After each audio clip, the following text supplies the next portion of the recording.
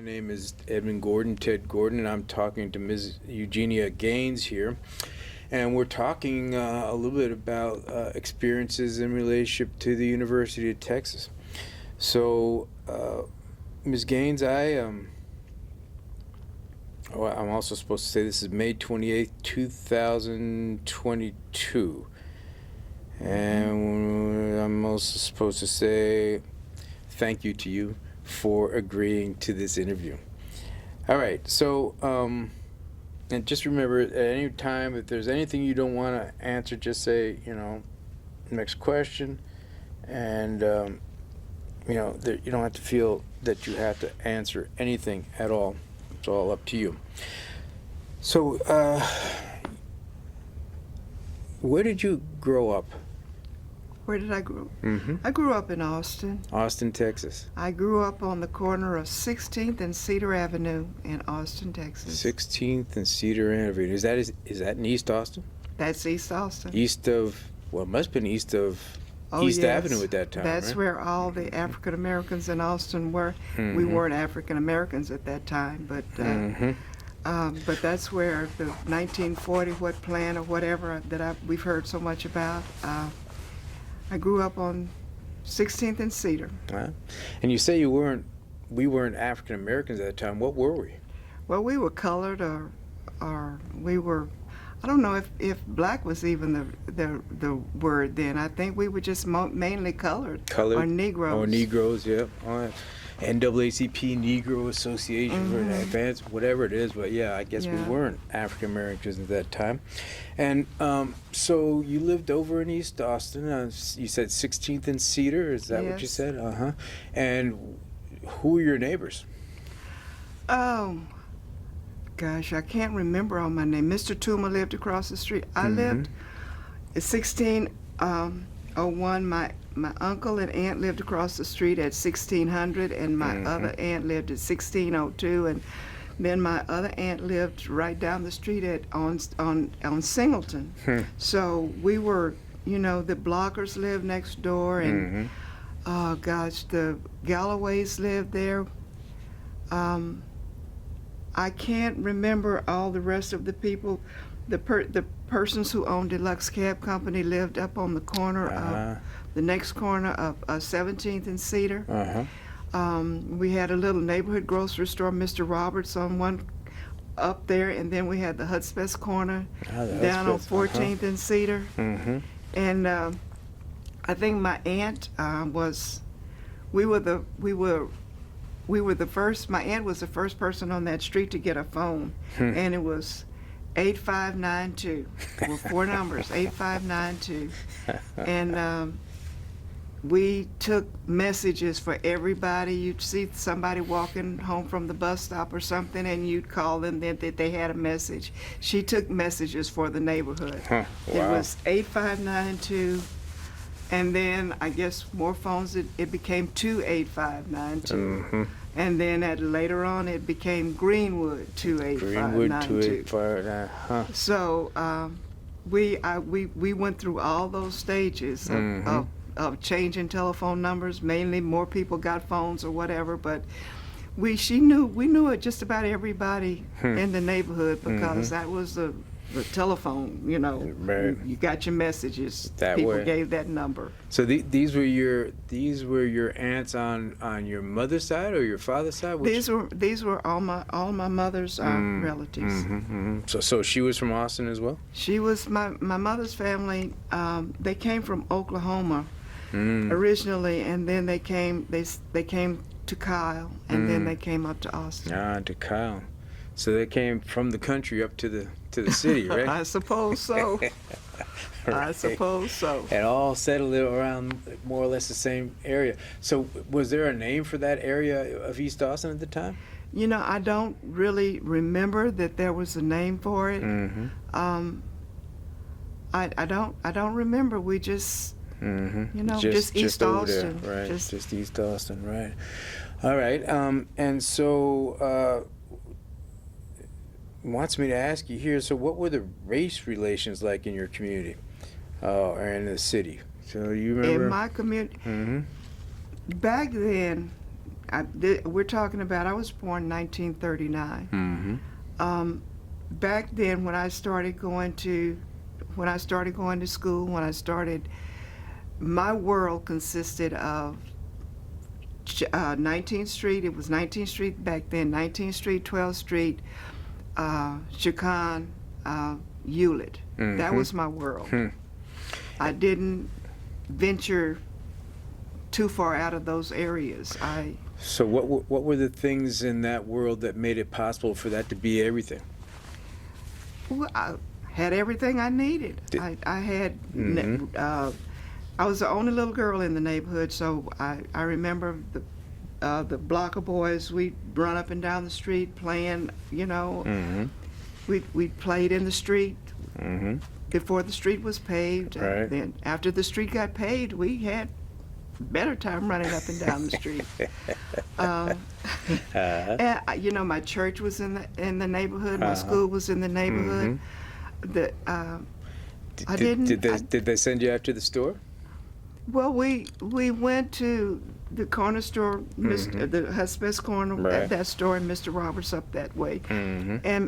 But mainly, if we needed big groceries, then we didn't have a car. Mm-hmm. Mm-hmm. And so things that we really, really needed were brought to us from my other relatives. Mm-hmm. We cabbed everywhere we went. I took a cab to the church.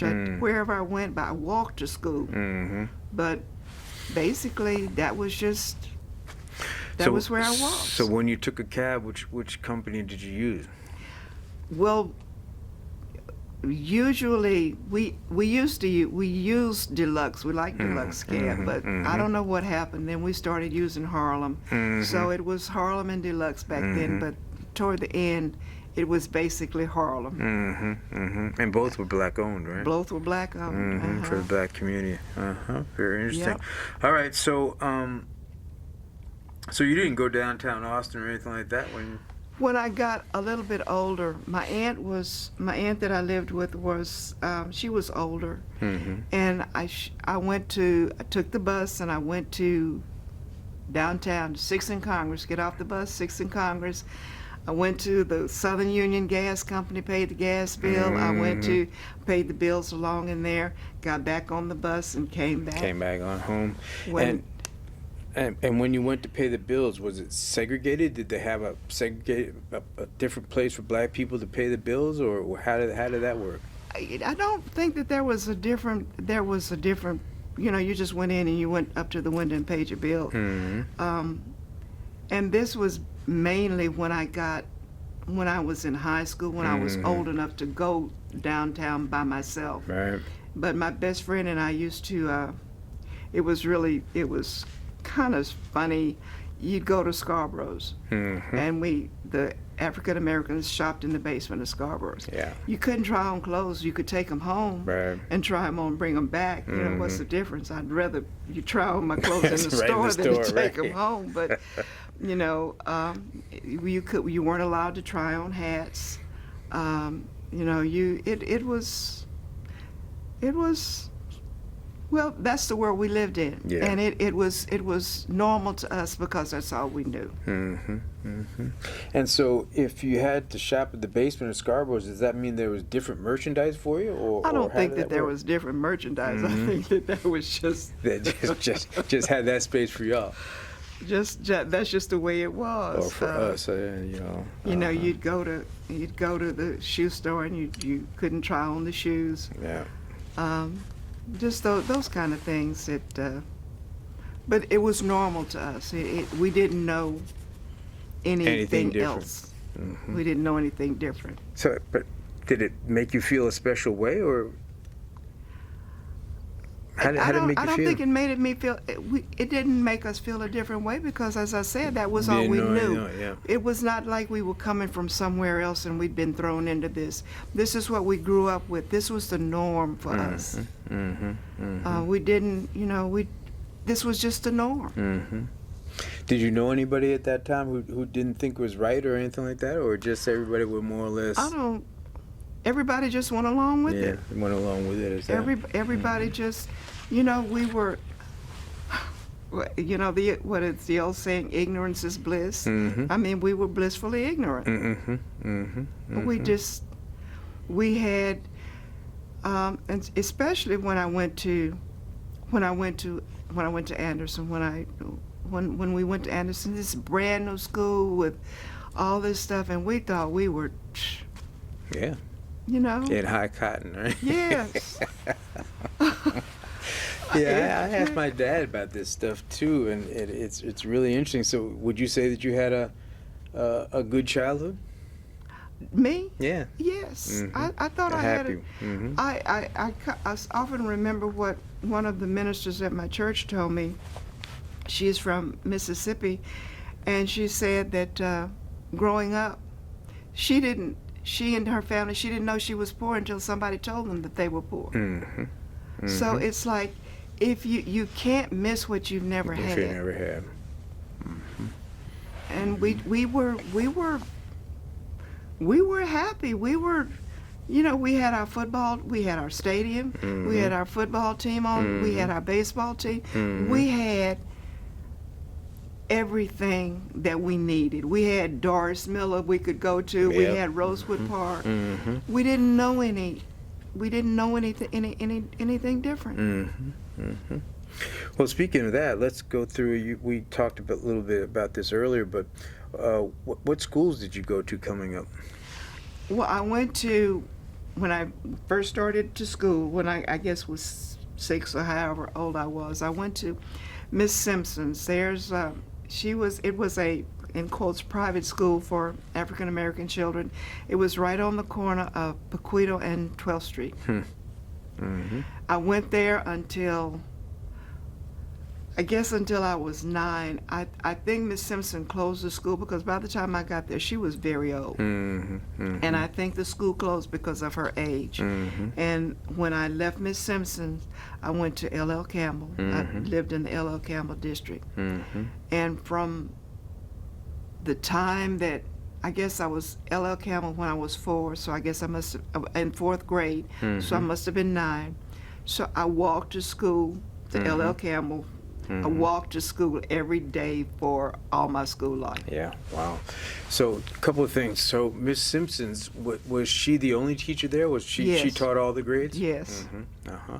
And was that in her house, in her home? I think it was her home. I don't have.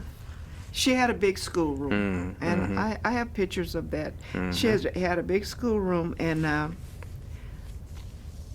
I can't remember exactly how it was, but I remember that I knew enough by the time I got to L.L. Campbell that I hadn't lost anything. I was right where I needed to be.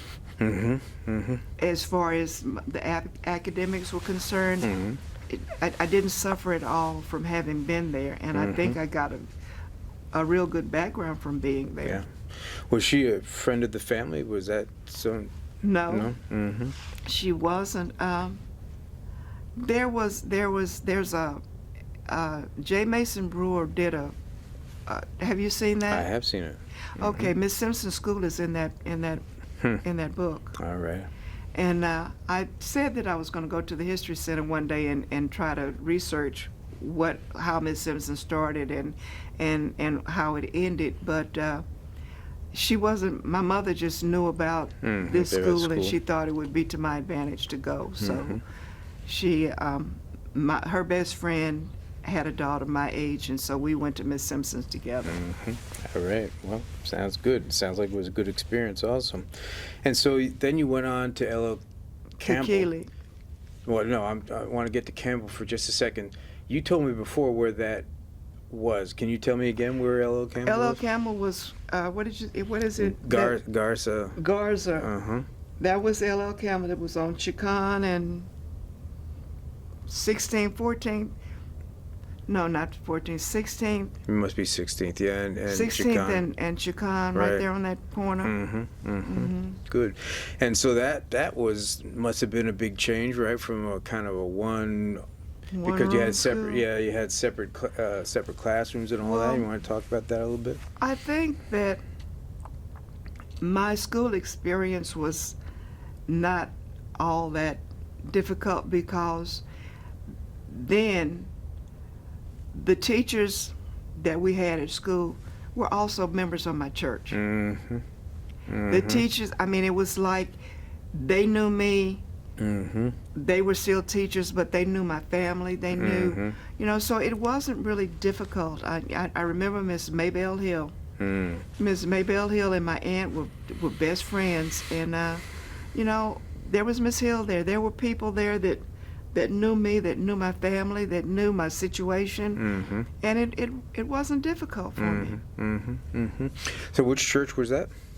Ebenezer Baptist Church. And so why was it that most of the teachers at L.L. Campbell went to... No, not most. Not most, but some Not of them. most. Some of them. I see, gotcha. Some of the kids from, Mr. Kenshin, Mr. Calhoun, who was a principal at Keeling, Mhm. went to Ebenezer. You know, Mhm. there were, and when I got to high school, Miss Arnold, Miss Frazier, Miss Hart, there are a lot of the teachers went to Ebenezer, and Mhm. you saw them Monday through Friday at school. Then you saw them again on Sunday at church, Mhm. and you know, it was that time when these people know your family, so you're not gonna get out there and do stupid stuff that they're gonna go. You know, Go tell your family. I remember I cut school one time in all the years that I went to school. We decided to cut school and go downtown. They knew that I'd cut school before I got home, so I didn't do that anymore. You know, it's like you knew they knew you, and they kind of kept you on the on the right track. So then you say you went to Keeling after I that? went to Keeling. Where was Keeling when you went? Keeling was where it is now. Where it is now. Mhm. Uh-huh. I thought Keeling was that Anderson was at Keeling before. Not. Uh-huh. Anderson, the other school, Anderson, burned down. Yeah. But Keeling, it wasn't the building that it is, but it was in the same. It was spot. in the location that it is. Mm-hmm. And that experience was a good one for you too? That experience was good. That experience widened my world a little because people who lived in Montopolis, and they'd gone to school to elementary in their area, but then they were bused into Keeling to middle school and stuff. So I got to meet a lot more people. Mm-hmm. You know, my circle of just expanded. Yeah, just expanded in that sense. But still all colored folks. Oh yes. Mm-hmm. Oh yes. Mm-hmm. Not even any Mexican Americans or anything like that? Not in Keeling. Mm-hmm. I think toward the end of my high school years, there was one Mexican American, I don't know what the correct word is, Mm-hmm.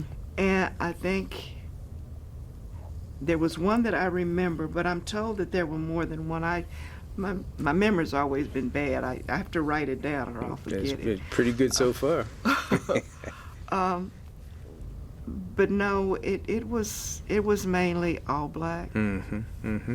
And then you went on to Anderson. Went on to Anderson. Had no choice. You had no choice, but you speak of it with pride. Oh, I do. Those were, you know, I jokingly tell my friends sometimes in talking that the police department didn't even know where the school was. Mm-hmm. Mm-hmm. You know, they didn't have any. We didn't armed guards on the school campus and that sort of stuff. I mean, it's just unreal. Mm-hmm. School was good for me. I enjoyed going to school. Mm-hmm. I enjoyed getting up in the morning, getting dressed, going to school. Mm-hmm. Plus the fact that I walked to school. Yeah. You know. Yeah. But my aunt Geneva Conley, she lived across the street from me. She taught at Rosewood. Uh-huh. So if I was up and ready and dressed when she backed out the driveway and blew the horn, if I came out, I got a ride. Right. If I didn't, I didn't. So it encouraged me to get up and get dressed and be on time. So Rosewood was the elementary school that was right what? Rosewood was across the street, like Yeah, right there right on. across, yeah, mhm. right, yeah. They rebuilt that one too, didn't they? It's a charter school or something now, I Yeah, or believe, something. Yeah. Huh. up there. And so you went to Anderson. Did you go before it was rebuilt, or? We were the first class to move into the new school. Ah. We were the first class to go 4 years in that school. Wow. All right. So you moved into a brand new school. We moved into a brand new school, brand new stadium, brand new everything. But we still had some books and stuff that came from the other side of town. So, I mean, some of it was new and some of it was. So, what were the outstanding experiences or your outstanding memories from Anderson? Just a few. I'm sure just there's a plenty few. of them. Yeah. I think the thing that when we get together and we talk about it, we talk about, have you been in Austin a long time? Have you been? 30 years. Okay, do you remember Cactus Pryor? Yeah, of course. Okay, KLBJ. Mm-hmm. I know of him. I wasn't here when he was still on the radio, but I have read about him and heard him and all that. I also know that he performed at some of these minstrel shows here on campus. But at any rate, Oh, really? yeah, he Well, did. But go ahead. There was it was television, Mm-hmm. and my my biology class with Mr. Brown, who was our teacher, we got to go downtown and be on television. Oh, really? Oh, wow. Our biology class got to go downtown. I don't remember what we did or what kind of experiment or whatever, but our biology class was on TV, and that was like, whoa, we made it. Yeah, We've well, that's been on great. KTBC. That's one of the things interesting about Austin and about Cactus Pryor, because Cactus Pryor, like I said, he did perform in some of these minstrel shows and all that, although I'm not sure he was in blackface.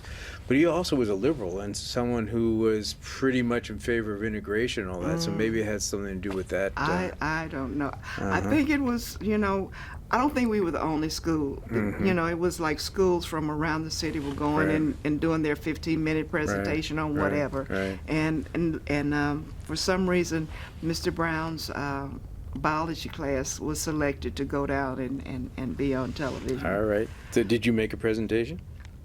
You know what? I just remember being there. I don't remember what I did. We're going to I just knock on your remember door one being time, there. and we'll have some footage from that old Cactus Pryor. and there you'll be. We kind of talked about trying to go and find out if there was still something left of that, but that was, God, 60 years ago. So anyway. So did you hear about the University of Texas when you were at Anderson? Did I hear? I knew it was here. So did you know it was around when you were a young child? It's always been here. I Mhm. mean, it's always been something there that I had nothing to do with. That was not a part of my life. Mm-hmm. It's just always been there. Just always been there. And so, what kind of things had you heard about it, or was Well, just kind of looming presence, or? It was just kind of a looming presence, Mhm. and then when I don't know what happened. I don't know what the reason. I don't know if it was a court ordered something or something, but when I was a senior, we were given the opportunity to come and take the test for entrance into UT. Mm-hmm. And I was one of the lucky few that passed that test. Mm-hmm. So that's when UT became in my focus. In my, it was just over there. It was, you hear it. I'm not a big sports fan, so it never bothered me about UT doing this and UT doing that. And it was just, there were no black players over there there was nothing to connect me as a person with that, with this school. Mm-hmm. Mm-hmm. So did you think it was, what did you think when did they How did it work? Did everybody in the senior class take the test, or did they? You know, and I don't really remember too much about that. I remember that we were told that they brought us, I don't know if it was here, they brought us to this testing room, and we all took the test. I don't know if it was a choice. Did you want to go or did you not want to go? I don't remember. I just know that I was one of the ones that did come. I was one of the ones that passed the test. I was one of the ones that was said that you can go to UT in September. You know, no entrance exam, no nothing. I just passed the test and I was enrolled. You know? And did they ask you if you wanted to come? Well, you know, there are times when there are things, and everybody makes mistakes. Everybody has regrets. But I think that is one of the biggest regrets of my life, that I decided to come to UT. Can you elaborate on that? Well, UT, it was like pie in the sky. I'm special because I passed this test and I can go to UT. But when I got to UT, it was not pie in the sky. It was, I was out of my comfort zone. I was out of my element. I was young, immature. I had problems with transportation getting here. I had, you know, I was not used to being one of 200. You know, I came from a situation where they knew my name. They knew who I was. But then I come over here and I get dropped into this big pot. And you know, it's like nobody cares about me. I'm just here. They don't care whether I come. They don't care if I don't come. If I don't come to class, nobody's gonna call my house and say your kid didn't come to class today. That's right. And you know, the reality is that, of course, when you get to college, you are expected to be mature. You're expected to be grown up. But even today, there are a lot of kids who don't make it in college that first year because of their background, because of where they came from. I don't mean it like that. I mean, you know, being a part of a cohesive group. Right. And you get thrown out here in the midst of all of this, and some of us don't know how to handle it. Some of us are not mature enough. And I think that was probably, my best friend and I came here together, and neither one of us were successful. And she was president of our senior class. I was like top 10% of my class. She was top 5, top 3% of her class. She didn't make it here. You know, and it was like, she came from Manor to Austin she came to Anderson the last couple of years of her high school. She's from Manor. And this was the 50s. Yeah. We didn't have internet. We didn't have social media. We didn't know what was going on in the whole big wide world. Right. We had this little bubble that we lived in, and then we get over here and it's like, whoa, what is this? What is this? Yeah. So let me ask you a couple more questions about precisely this. So did you realize that there was a kind of issue around the University of Texas? Had you heard of Heman Sweat and the Sweat decision and all that kind of thing? I'd heard of that. I guess I need to backtrack a minute. I knew about my aunt Geneva. She was married to my uncle. She was my aunt by marriage. She did some summer courses here. I know a lot of people that did summer courses. We were allowed to come. You know, they were allowed to come for summer courses. They were allowed to do that. And she did some summer courses here. So in the abstract, I knew about UT. What was Geneva's last name? Sorry to cut you off. Conley. Geneva Conley. Okay, so she must have done some graduate summer courses, something like that, right? Yeah, she did some summer courses. I knew about and this might be rumor, I don't know, but it's just one of the things that I heard growing up, that whoever the football coach or whoever said that no black person would ever play in the stadium. Now, I don't know if that's true or not, but this is what I heard, so I did have some preconceived, but when they told me, okay, you can go, then I thought everything is going to just be peaches and cream, but it wasn't. Mm-hmm. Mm-hmm. And we've had some great people come out of Anderson. Mm-hmm. Some really great people come out of Anderson. And I am not dumb. Mm-hmm. I am, but I think I was discouraged when I got here and saw what it was. I think anywhere else I would have been more successful than I was here, because I just wasn't prepared for this. Mm-hmm. Nobody sat me down and said, you know, when you go here, you might face this, you might do that, you might, and prepare me for what was ahead. But Mm-hmm. I was just thrown out there. Just thrown out there like that. And this is again just kind of before you got here. Were you aware of any kind of civil rights movement in Austin, or any of that kind of thing that was going on? Mm-hmm.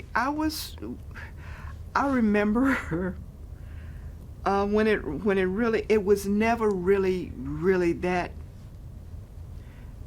I don't remember marches and all that kind of stuff. I remember White's Drugstore took out their lunch counters so that they wouldn't have to. Mm-hmm. I remember that. Mm-hmm. I remember Woolworth. My aunt worked at Woolworth for many years. I remember that the confusion and the disarray in Woolworth. Mm-hmm. I think most of it had to do with lunch counters and seating. Yes. Mm-hmm. And I was never personally involved in any marches or anything, but I heard about it on the,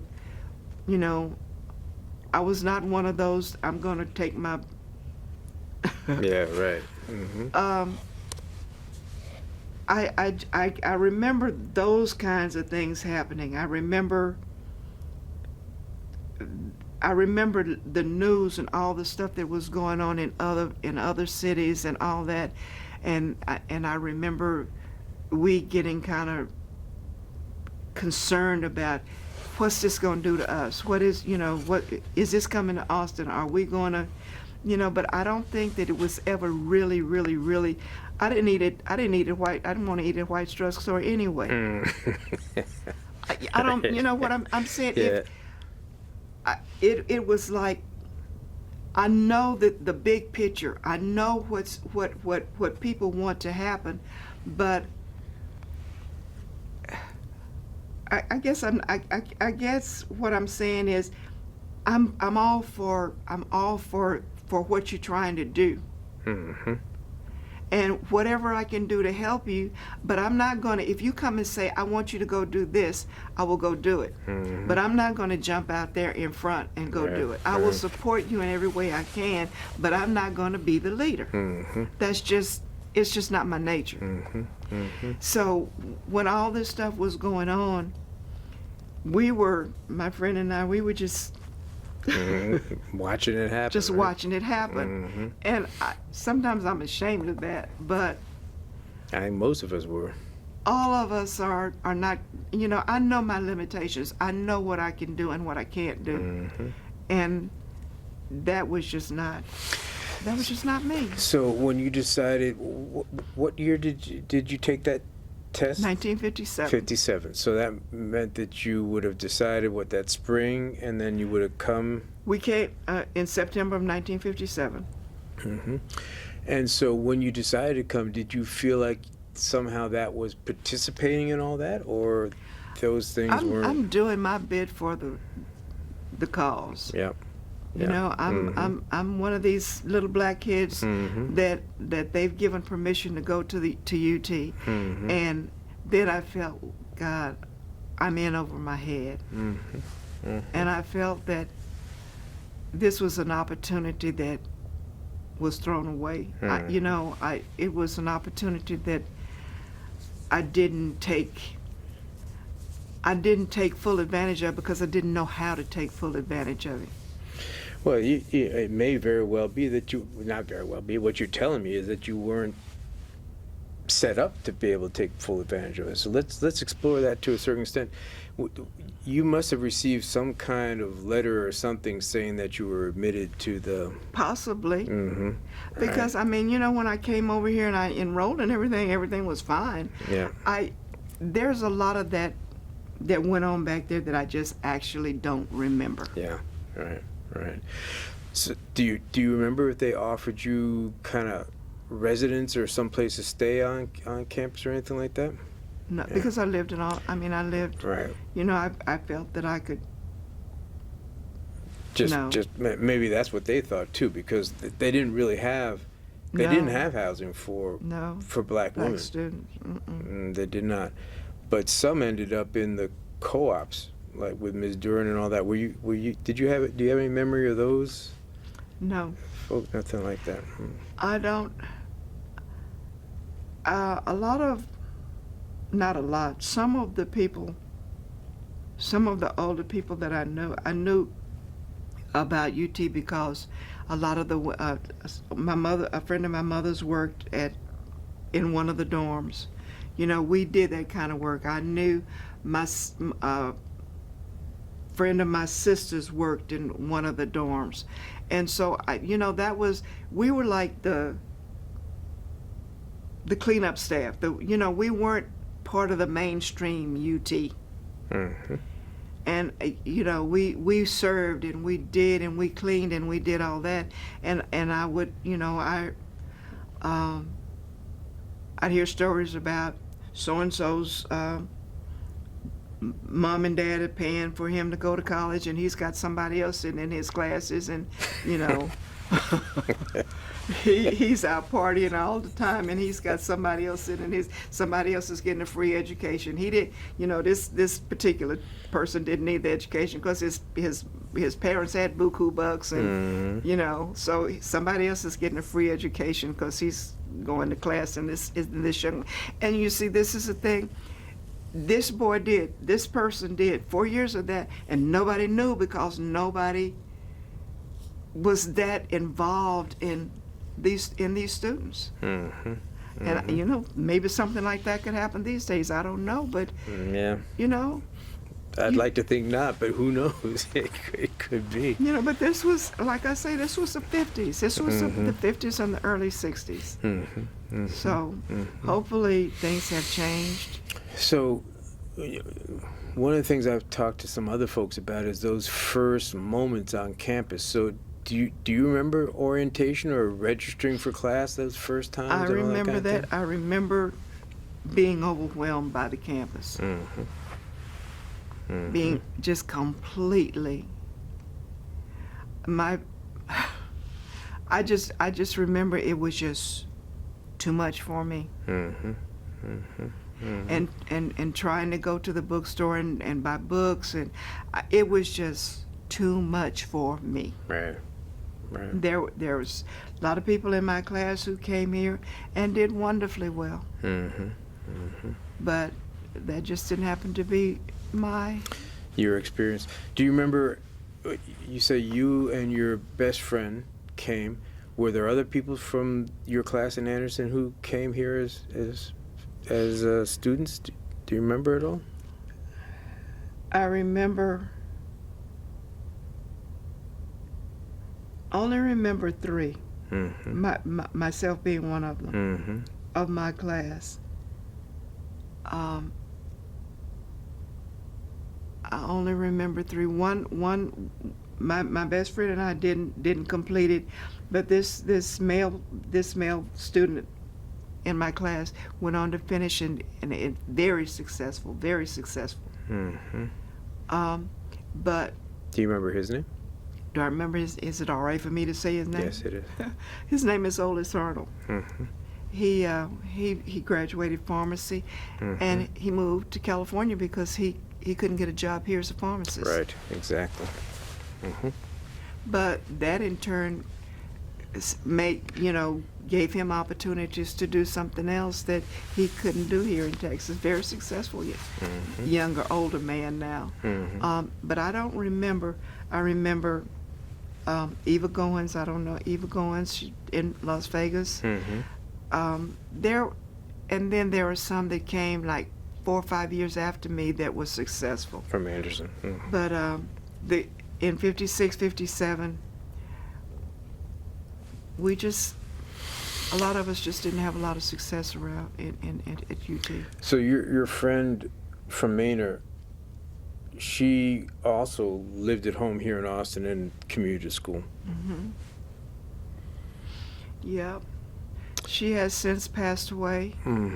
But can you say her name? we went through this experience together.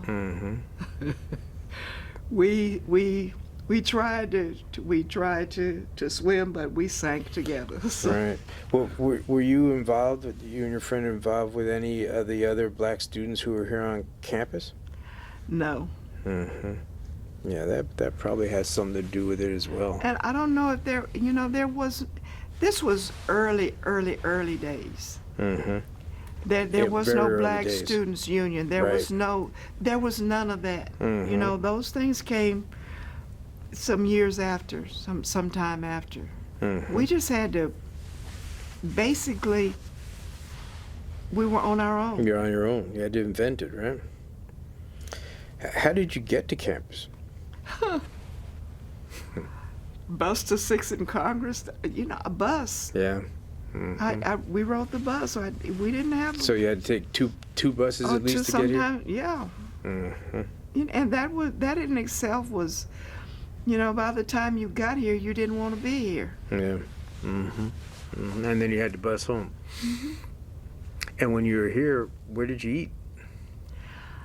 I don't remember. I don't think I did. I don't think I did a lot of eating. We basically tried to stay close to.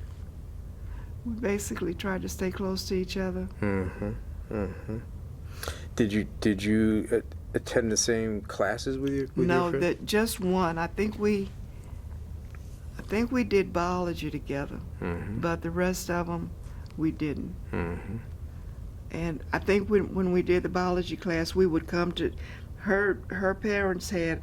That was the one time that we could get a ride to school because her parents, would get us here and get us back. But otherwise, I was like on my own, getting here and getting back. And it was not fun. Not pleasant, right? Absolutely. And in the classrooms, were you the only black person in your classes? And what was the relationship with the professors? I didn't have one. I mean, he'd come in and do his whatever, and then he'd go out, and then there was a teaching assistant or something, and it was just not I don't have I don't have a lot of specific memories. I just have general memories of it because it was nothing I wanted to remember. It was not the best time of my life. Yeah. And I just, if I don't need to remember this, I'm not going to. So it was. And so, were you, if you were one of the only or the only black person in these classes, did you sit amongst the other students, or did they have? I sat amongst them. There, a couple of the classes were in the big room with the seats going up, and I try to sit as inconspicuously as possible. But we, no assigned seating or anything like that. So I just. Was there any class that you felt comfortable in, or enjoyed the what was going on or anything? It was just not a good experience for me. Just completely alienating. And part of that, I'm sure, was me. Well, but no, I mean, I'm it's here. you either get it or you don't. I mean, it was like one of those things. I put the food on the table, you can eat it or you don't. And nobody explained to me, well, this is the dessert, this is the main course, this is that. Here it is, you take it or you don't. And basically that's what it was, and basically I didn't take it.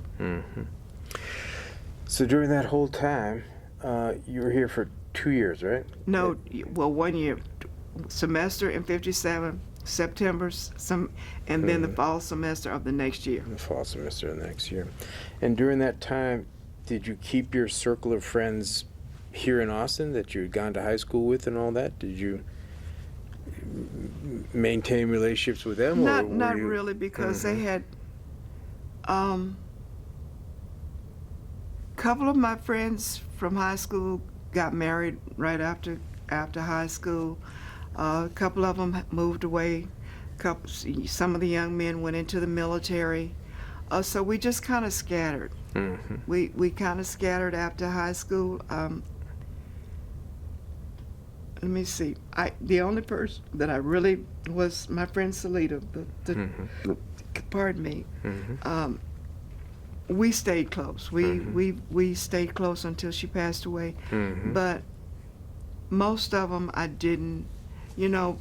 Some of them had gone to Houston-Tillotson, and they're doing their thing, and I was here trying to do mine, and it kind of just, we were very close during high school, but we kind of just drifted apart. And then we're very close now, the classmates of us that are remaining, we're really close now, but that happened after some years. Yes. That happened after marriages and divorces and children, and back, I guess, probably in 1991, when we first started having the all-school reunions, then we became a cohesive group again, and those classmates of mine who's still there, we see each other on a regular basis. We do things together, and we put all this stuff behind us. Well, it sounds like the high school experience was a much, much, much better one than the college experience. Oh, much. Even now with people that I know who've gone to UT and who very successful. I know a lot of very successful people, and they seem to put more emphasis on their high school reunions and stuff than they do on their college reunions and stuff. And I don't know what the reason is. I don't know if it's. I know you make lasting relationships in college. I know that, but I don't know why I don't know a lot of people who've gone to college who've actually, except one. I just talked to a lady the other day who graduated Mary Hardin Baylor, and she said she went back to her class reunion, best time she ever had. But I don't know a lot of people who actually go back to college reunions. Yeah, neither But do these I. same people go back to high school reunions. So do you think that there was some kind of way where, your classmates, your past classmates from Anderson, when you were at UT or just after UT, kind of resented that you went to UT, or I don't think thought so. that you were trying to be uppity or something like that, or? I don't think so. That's one thing that I said I wasn't going to say, but we used to laugh. We used to think when we were talking about, this campus is huge. This is a huge campus, and you got to get from point A to point B to point C, and you got to do all this stuff. And one of my classmates who went to Houston-Tillotson said, "Oh yes, I get so tired going from Mary E. Branch to the library from, small campus." Yeah. And then we're saying, "Boy, but look at us. We have to go this place, that." But in reality, I wish I had been going from Mary E. Branch to the library and back, Yeah. so it's all, we thought we were something special, Yeah. but it turned out that they graduated from UT and from Houston-Tillotson, and I didn't. Yeah. So Mm-hmm. what is the... Yeah. Was there any place on the UT campus where you felt comfortable, or the whole thing was just The whole pretty thing was much- just traumatic for me. Mm-hmm. I didn't want to come, and I was glad when I left. Mm-hmm. Now, I don't say I didn't want to come. I just thought it was going to be a lot easier, Mm-hmm. and maybe I didn't have the wherewithal in me to stand up to these challenges that, because this was so new to me. I was,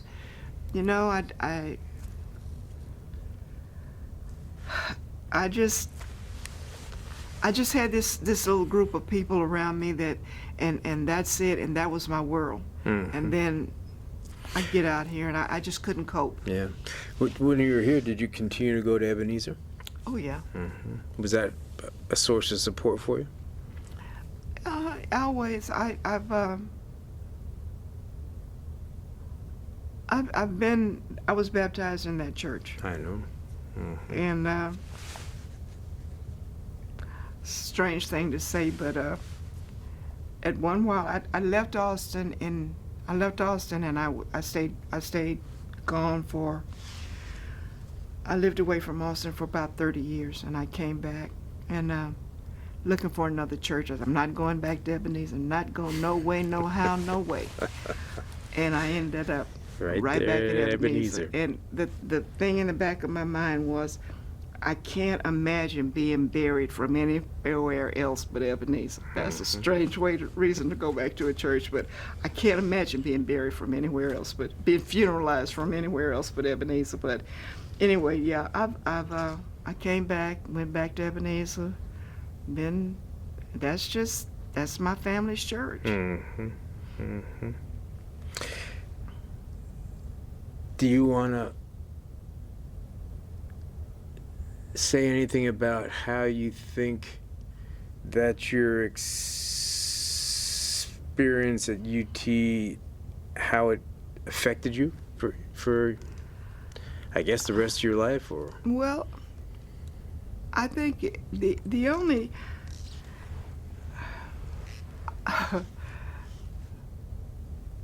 it affected me in that I felt that I couldn't keep up, and that's the thing, and that's the one regret that I have. I have more than that, but that's the big regret in my life, is that I feel that one way I believe in predestiny. I believe that where I am right now is where I was always meant to be. Mm-hmm. That I believe that strongly. Mm-hmm. I believe that there was no other choice for me but to go to UT. Mm-hmm. There was no other choice for me but to fail. There was no that was that was predestiny, Mm-hmm. as far as I'm concerned. Mm-hmm. And I don't like to play what if, Right. but I'm thinking if I had gone to Houston, Houston-Tillotson, where would I be right now? Mm-hmm. Would I be any better off than I am now? Mm-hmm. Would I be in a better? What would have happened? So I can't say that I'm disappointed. I think that I could have used my God-given talents a little bit better than I have. Mm-hmm. And I'm trying to, in my older years, I'm trying to be a mentor to young people. I'm trying to keep I teach Sunday school. I'm trying to be a positive influence in somebody's life. There's so many more opportunities now than I had. Mm-hmm. And I want people to be able to use these opportunities.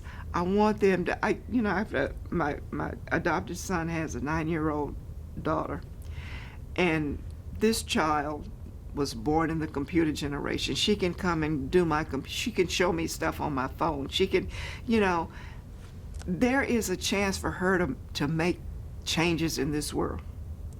And I want to be a positive influence on her.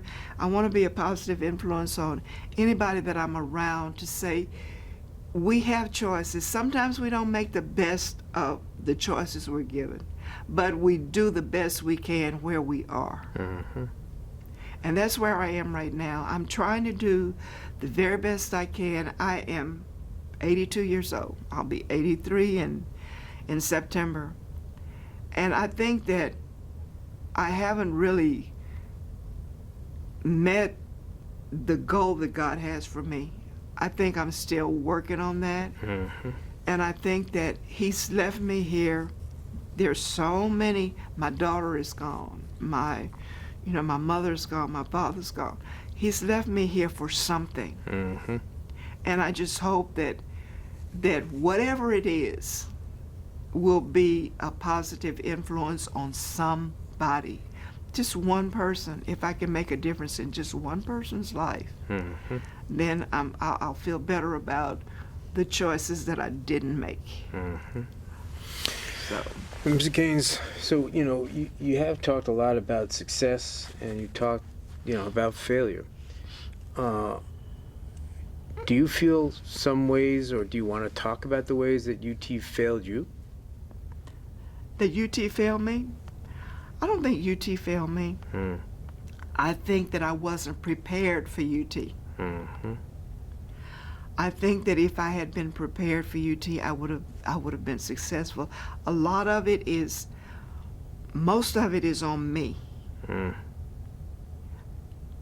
UT offered, and I wasn't equipped to accept what UT offered. Mm-hmm. Okay. It seems to me that you can make an offer, but you can also have an offer that's loaded in some ways. Well, of course it was loaded in some ways. Mm-hmm. Of course, I thought back there that we had great teachers. We had At Anderson. at Anderson. But when I came here and some of the stuff that I was faced with in my first classes, I didn't have a clue. I didn't have a clue. Mm-hmm. I'm in the top % of my class, and when I get here, it's like trying to read Latin or something. Mm-hmm. And I don't know if other students from other places had the same problem that I was having, but I know I'm not dumb. I know that I can reason things out. I can read. I can write. I can add. I can subtract. But some of the material that was given to me was completely foreign to me, and that's not saying that I didn't get a good education. It's like, okay, nowadays they have like college preparatory schools. They're getting you ready to go to college. They're getting you ready for that next step. And maybe that's what I missed. Maybe that is, I don't know. I just know that I wasn't academically as prepared as I should have been to be really completely successful here. Things came easy for me at Anderson. Mm-hmm. I AB honor roll every. I don't think I ever made a C. Mm-hmm. AB honor roll. I'm thinking I'm great. Mm-hmm.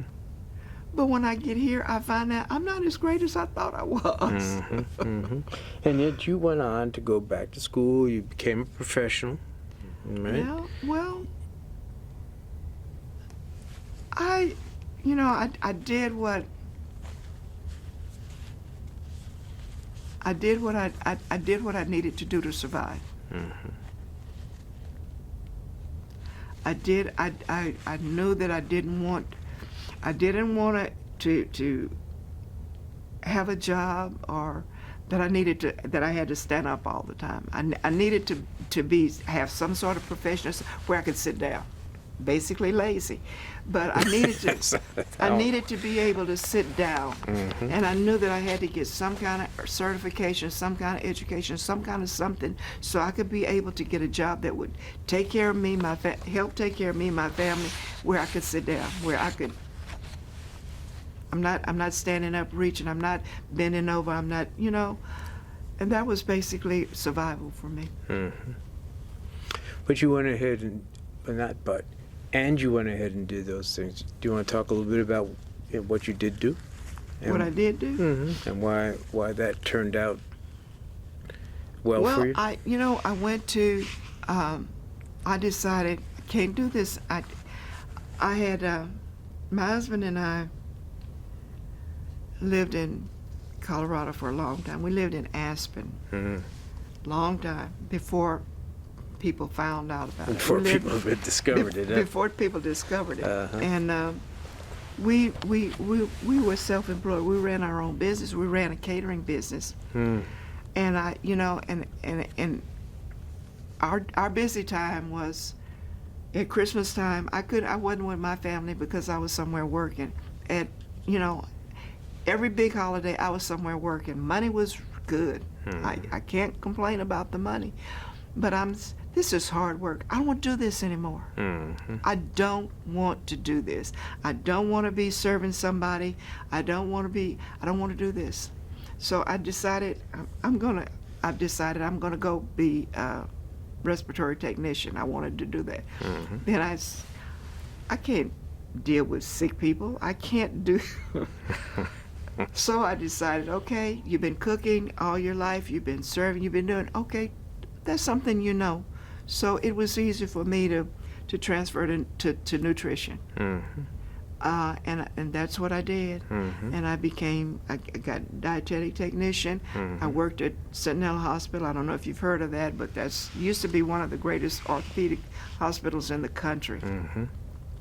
I worked there, and it was fulfilling. I'm helping people to be conscious of their health. I'm helping people to be conscious of what they're eating, what they're doing to their bodies, and it was good. Came back to Texas, and I went to MHMR, still dealing with sick people, still dealing with, and I would have stayed at MHMR doing what I was doing, but I got a manager. We got a new manager, and I knew from the time I saw that person that I could not work for him. And there was another person who decided that she couldn't work for him either. So she went to Texas School for the Deaf, and then there came a position available at Texas School for the Deaf, and she called me. And we both went to School for the Deaf. There's some people you can't work for. Right. Day one. So I got out of there as soon as I could. So I retired from Texas School for the Deaf, and it was a whole new experience being around. The kids are deaf, but they're just deaf.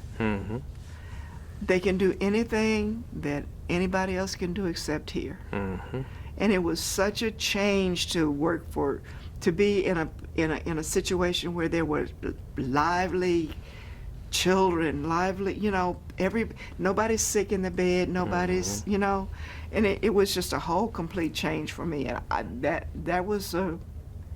I retired from there, and those were some really good years. I met some good people. Those kids were fantastic. They played football. They did everything.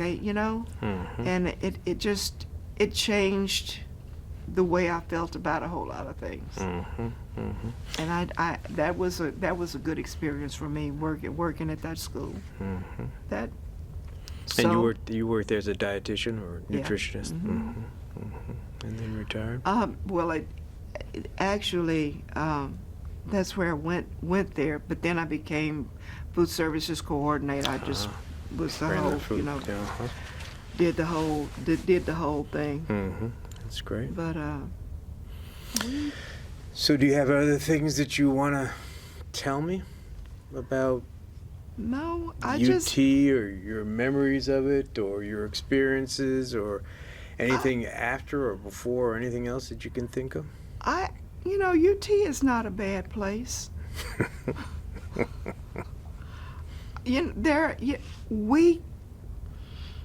We came up in a time and a place where life was different. Black over here, white over there. The 1942 plan or whatever that kept all the African American people on the east side of 35, used to be East Avenue back in the day. But things have changed. Mm-hmm. I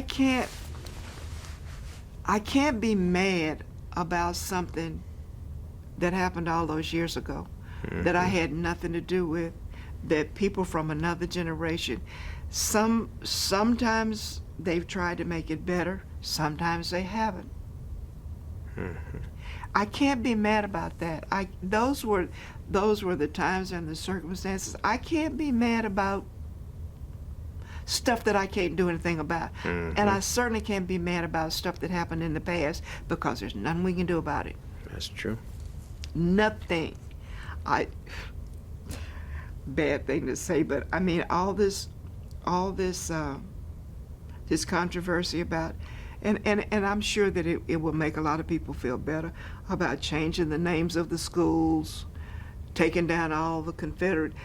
It happened. Mm-hmm. You can throw away all the statues you want us, but it's not going to change history. It happened. Mm-hmm. We have to remember that it happened, and we have to ensure that it doesn't happen again. Mm-hmm. And hiding the statues, changing the names, it's not going to stop that. Mm-hmm. It's history. Mm-hmm. So UT is not a bad place. So what do you think about the idea to put up some different kinds of,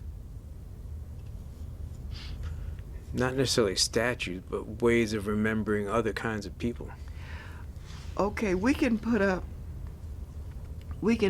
statues. We can do all kinds of things. I want my story told. I don't mean my person. My black People's story. American. I wasn't standing. My ancestors weren't standing on the corner saying, "Hey, take me to America." Mm-hmm. They came over there on ships, and they we didn't ask to come here. Mm-hmm. Okay, it is what it is. If we want to remember that, we have to remember the slavery. We can't wipe it out. Mm-hmm. It happened. Mm-hmm. The Civil War happened. Slavery happened. It all happened. If we want to put up new monuments and new things and make some new memories, that's fine. Mm-hmm. But we can't erase the old ones. Mm-hmm. They're always going to be there. Mm-hmm. We just have to try to make better memories and make people want to do better. Mm-hmm. We have to make people want to not look down on me because of the color of my skin. Mm-hmm. and the texture of my hair. Mm-hmm. If we want to put up new statues, I saw the Martin Luther King statue in Washington, D.C. Great.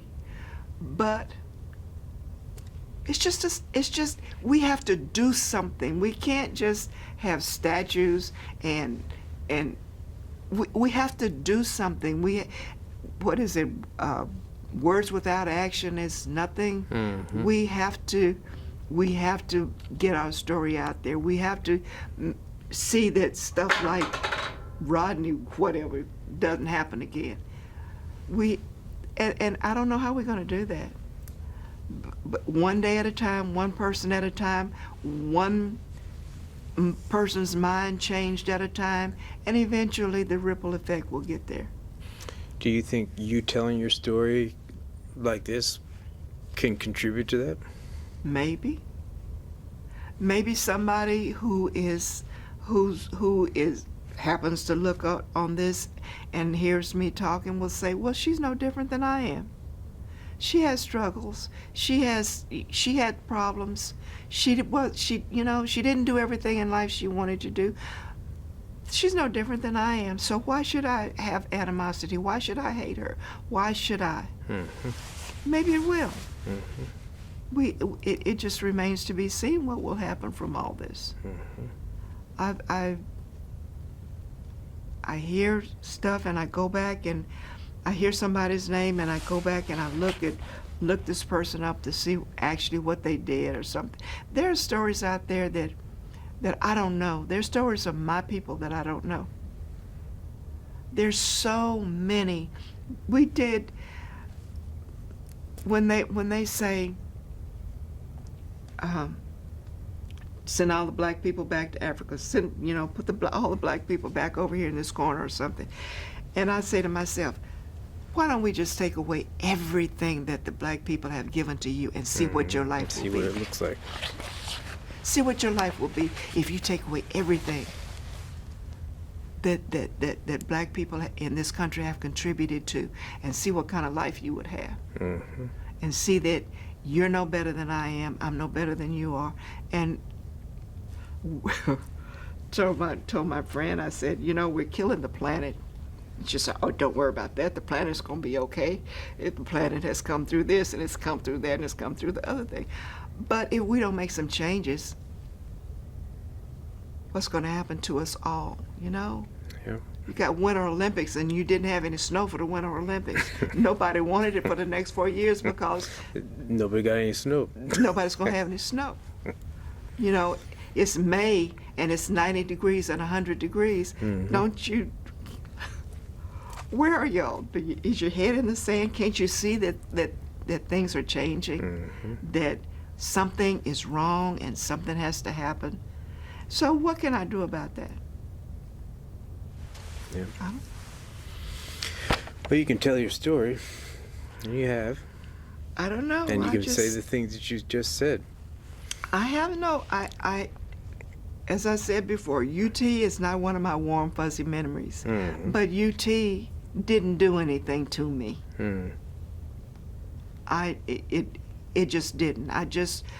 It was just not a good fit for me. I just was not prepared, and rather than get prepared, I did something else. Mm-hmm. So it's. Well, let's sort of end this where we started it. We've asked you a bunch of questions. I guess for some time now. Do you have questions you want to ask me? Well, no, not about this. I just, as I asked you before, I just wonder how I got here. wonder why my name was submitted. As I said, I'm not the first, I'm not the only, I'm not the best. I'm just an ordinary person, just getting up every morning, going about my day. And so, how long have we been here? About an hour and 12 minutes. So we've been here an hour and 12 minutes. Yeah. And you still wonder why you're here? Because you have something to say. You have a story to tell. And other people recognize that. Maybe, I don't know if they know you personally, but they know of some of your experiences, and they thought that it would be a good thing to have what you have say be out there. Maybe. Well, it's not maybe. That is what happened. Hopefully. And you have proved them correct. Hopefully. You have something to say. Well, I have lived 82 years. I've been through a lot. I've learned a lot.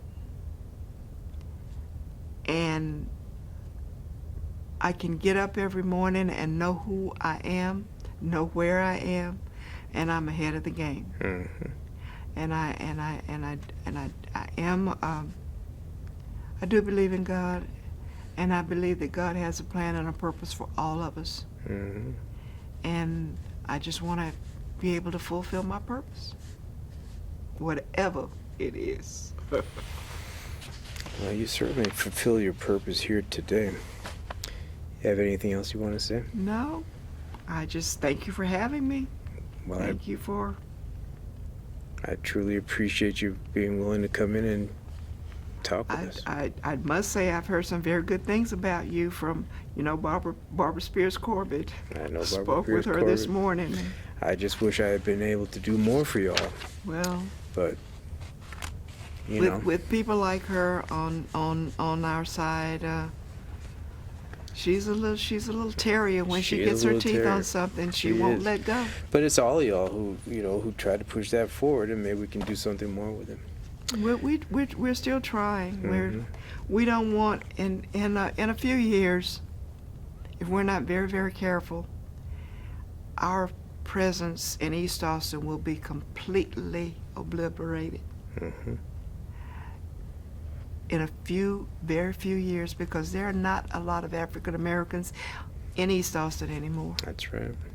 And our footprint will be gone unless we do something to say we were here. Mhm. We were here. We thrived. We had. I know you don't have to record this. But No, I think it's important to all up record and it. down East 12th Street, real estate. We had everything we needed. Mhm. And now, in a way, integration wasn't the greatest thing that ever happened, Mm-mm.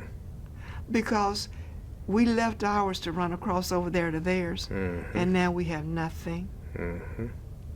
And it's just very, very sad, because we were a dynamic presence in East Austin.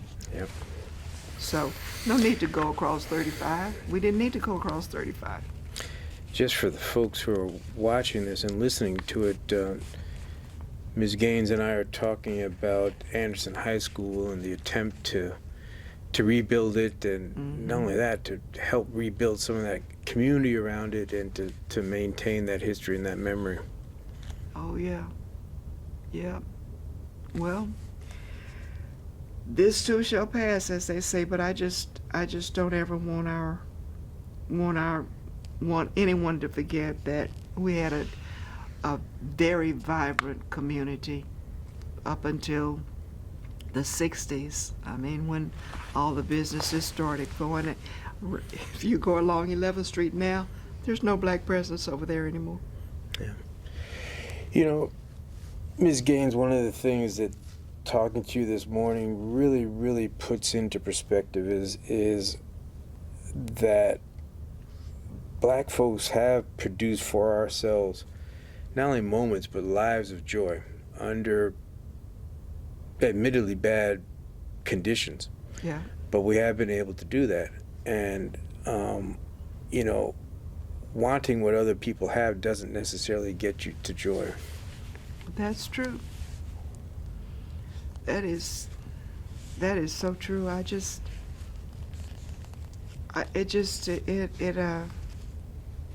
You said you've been here 30 years.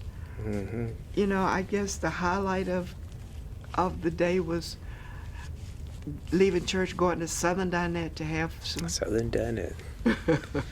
Almost right across the street there, right? So it's up from Ebenezer. Mm-hmm. Right across the street, right there on 11th Street. Yeah.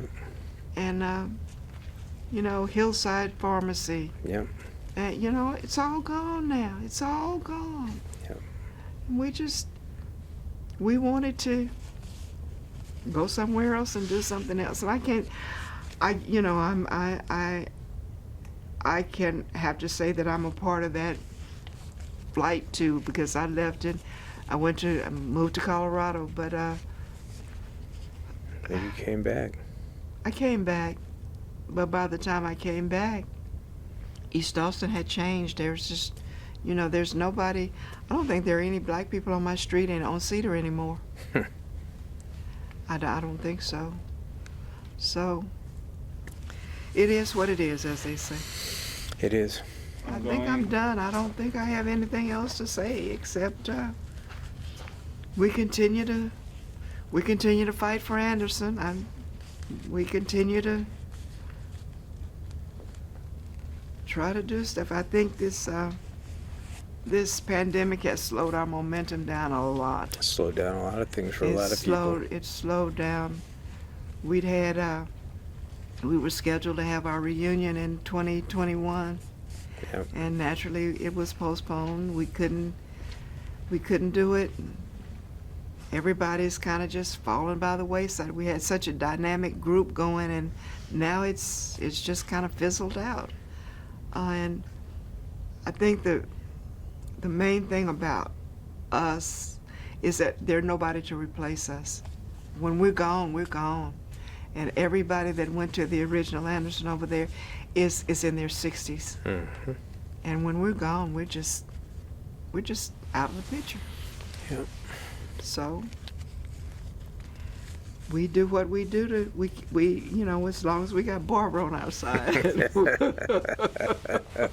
She's another one who's gone for a while, but she came back Yeah, too. you gone for a while, and I when I left here, I said I'm going to be back in Austin when I'm 50, but I came back when I was 49. There you go. And I made it back on time. Mm-hmm. My relatives had started getting older and needed somebody, and so here I came back. Mm-hmm. Been back. It's like I never left, really. Mm-hmm. So. All right, well, thank you so much for your time. I really appreciate it, and your insights. Yeah, I say, I do. I say again, University of Texas didn't really do anything to me. It just wasn't a good fit for me. Kind of bump in the and road, a lot right? of that is my fault. All right, thank you so much. Okay. Appreciate you.